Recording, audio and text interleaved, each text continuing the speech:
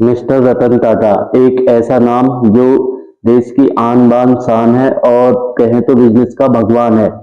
और लोगों ने बिजनेस किया कि किस प्रोडक्ट में जाएं जहां पे ज्यादा प्रॉफिट होगा, किस इंडस्ट्री में जाएं जहां पे ज्यादा लोगों को रीच कर सकें। लेकिन रतन टाटा ने बिजनेस किया जिसमें देश को प्रोडक्ट की जरूरत थी, जिसमें देश का भला हो सके। उन्होंने हमेशा ऐसे प्रोडक्ट पे फोकस किया जिसको देश की सबसे ज्यादा जरूरत थी। और बिजनेसमैन अपना नेटवर्क और पैसा बना के देश में रहे और रतन टाटा रहे हमेशा भारत की इज्जत को बढ़ाने के लिए।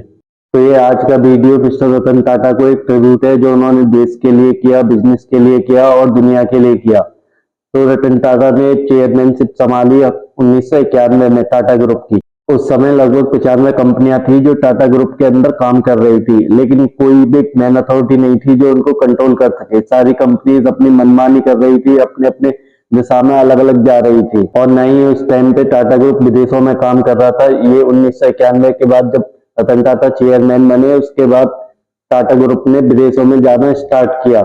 उस टाइम जब रतन टाटा चेयरमैन बने उनके टाटा ग्रुप का टोटल रेवेन्यू मात्र 14,000 करोड़ रुपए था और मार्केट कैपिटलाइजेशन मात्र 30,000 करोड़ रुपए ही था।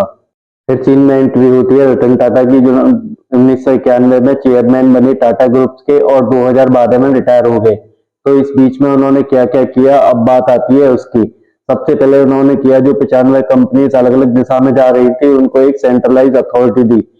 और दूसरा, जो टाटा ग्रुप पहले जो था वो इंडिया में ही कैप्चर कर रहा था मार्केट को। फिर टाटा के चेयरमैन बनने के बाद उन्होंने अपना जो इन्वेस्टमेंट था वो फॉरेन में भी स्टार्ट किया। आज की डेट में लगभग 60% रेवेन्यू टाटा ग्रुप का फॉरेन से ही आता है। आपको ये जानकर हैरानी होगी कि ब्रिटेन का सबसे बड़ा एम्प्लॉयर टाटा ग्रुप है, यानी कि वो देश जो कभी हम पे राज कर रहा था, आज हम उस देश को सबसे ज्यादा नौकरियां देते हैं सिर्फ और सिर्फ रतन टाटा जी की वजह से ही।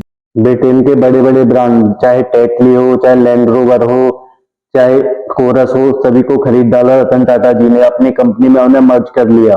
देश की सबसे बड़ी दूसरी कंपनी भी रतन टाटा जी की निगरानी में ही बनी, टीसीएस। 1991 में जब टाटा चेयरमैन बने थे तब कंपनी की सेल थी मात्र 14,000 करोड़। लेकिन जब वो रिटायर हुए 2012 में, उस टाइम टाटा ग्रुप की सेल हो चुकी थी लगभग 5.25 लाख करोड़। तो आप इसी बात से अंदाजा लगा सकते हैं कि टाटा जी की निगरानी में कंपनी ने कितना बढ़िया ग्रोथ किया। अब बात आती है कि अगर टाटा ग्रुप देश का सबसे बड़ा ग्रुप है तो रतन टाटा देश के सबसे अमीर आदमी क्यों नहीं है? इसका सिंपल सा आंसर ये है, क्योंकि जो टाटा ग्रुप है उनका जो मेन ओनरशिप है वो है टाटा ट्रस्ट के पास में। लगभग 60% शेयर जो है वो टाटा ट्रस्ट के पास में है, जहां से वो चैरिटी करते हैं, लोगों के लिए भलाई के लिए काम करते हैं। आपने सुना भी होगा कि सबसे ज्यादा जो चैरिटी करता है इंडिया में, जो सबसे ज्यादा दान देता है वो टाटा ट्रस्ट ही देता है।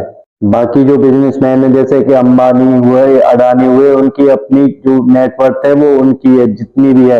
लेकिन जो रतन टाटा की जो प्रॉपर्टी है वो केवल अपनी सैलरी लेते हैं या उनके पास जो अपने शेयर्स थे, जो भी जिस भी कंपनी के थे, मान के चलिए टाटा के ही थे या और उनकी जो कंपनीज है उनके शेयर थे, वो उनकी पर्सनल प्रॉपर्टी थी। सैलरी और जो उनके शेयर्स थे और जो उनकी बाकी अर्निंग्स थी। बाकी जो पैसा जो उनके टाटा ग्रुप से आ रहा है उसका 60% जाता है ट्रस्ट को, जिससे वो लोगों को की भलाई के लिए काम कर सके। इसी वजह से रतन टाटा देश के सबसे अमीर आदमी कभी नहीं बने और ना उन्होंने बनना चाहा कि वो देश के सबसे अमीर आदमी बने।